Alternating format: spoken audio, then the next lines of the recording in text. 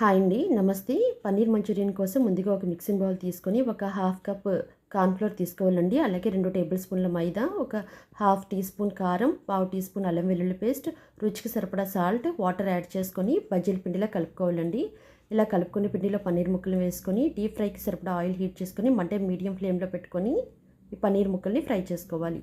ఇలా ఫ్రై చేసుకున్న వాటిని పక్కన పెట్టుకొని ఒక పాన్ పెట్టుకొని 1½ టీ స్పూన్ ఆయిల్ హీట్ చేసుకోవాలండి. ఇందులో ఒక 6 వెల్లుల్లి రెబ్బల్ని చిన్న ముక్కలుగా కట్ చేసుకుని వేసుకోవాలి. అలాగే 1 ఇంచు అల్లాన్ని చిన్న ముక్కలుగా కట్ చేసుకుని వేసుకోవాలి.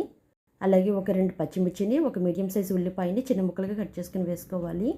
అలాగే రుచికి సరిపడా సాల్ట్, ఒక పావు టీ స్పూన్ మిరియాల పొడి, ఒక టేబుల్ స్పూన్ కారం, ఒక 1½ టీ స్పూను టమాటా సాస్ అండి వేసుకున్నాను. ఇప్పుడు ఇందులో ఒక పావు కప్పు వాటర్ వేసుకొని ఒక 2 నిమిషాల పాటు ఉడికించుకోవాలండి.